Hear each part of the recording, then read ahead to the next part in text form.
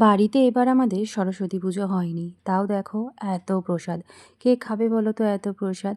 তো আমি এখন খিচুড়ি খাচ্ছি। তো যাই হোক, হ্যালো এভরিওয়ান, আমি Nivedita. Welcome back to my another vlog. তো অনেকেই জানো যে সরস্বতী পুজোর পরের দিনই থাকে শীতল ষষ্ঠী। তো সেই শীতল ষষ্ঠী কিন্তু আমাদেরও আছে। তো অনেকের মধ্যে আছে, অনেকের মধ্যে নেই। যাদের আছে তারা তো জানোই। যেহেতু শীতল ষষ্ঠীর রান্নাবান্না সরস্বতী পুজোর দিনে কিন্তু করে রাখতে হয়। শীতল ষষ্ঠী মানে সব কিছু কিন্তু ঠান্ডা, ঠান্ডা খেতে হবে। কোনো কিছু গরম খাওয়া যাবে না। মানে আগের দিন রান্না করে তার রেখে দিতে হবে, পরের দিন খেতে হবে। পুজো দিয়ে তারপরে খেতে হবে। যাই হোক, তো এই দেখো আমি এখন কিন্তু সমস্ত কিছু রান্নাবান্না নিয়ে বসে পড়েছি। প্রত্যেক বছর কিন্তু মাই করে বেশিরভাগ রান্নাবান্না। তো এই বছর আমি করছি, সেই জন্য আমি একটু সকাল সকালই রান্নাবান্না সব করে নিয়েছি। আর সাধারণত একটু সন্ধ্যার দিকে বা রাতের দিকে অনেকে রান্নাবান্না করে, যাতে খাবারটা খুব ভালো থাকে। আর শীতের সময় এমনিতেও খাবার নষ্ট হয় না, সেটা তো জানোই।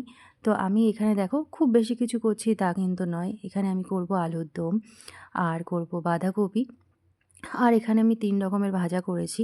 এখানে আমার কিন্তু ৩ রকমের ভাজা আর বাঁধাকপি ঘন্ট অলমোস্ট একদম রেডি। আর এখানটায় কিন্তু আমি করছি আলুর দম। তো আলুর দমটা দেখে কেমন লাগছে তোমরাই বলো। একদম কষিয়ে কিন্তু আলুর দম হচ্ছে। যেহেতু সবই নিরামিষ, তো নিরামিষভাবে সমস্ত কিছু করা হচ্ছে। আর করব পালং শাকের চচ্চড়ি। তো তার জন্য এখানে দেখো সবজি ভাজছি। আর শীতল ষষ্ঠীর মেইন যেটা রান্না সেটা হচ্ছে আমার শাশুড়ি করবে। তো এই দেখো এটা হচ্ছে সেই রান্নাটা, এটা হচ্ছে কলাই সেদ্ধ। কারা কারা কলাই সেদ্ধ খেতে ভালোবাসো অবশ্যই কিন্তু কমেন্ট বক্সে জানিও। সবাই বলে খেতে নাকি খুব ভালো লাগে, কিন্তু আমি যেহেতু কলাই খাই না, তো আমি কিন্তু মুখেও তুলি না।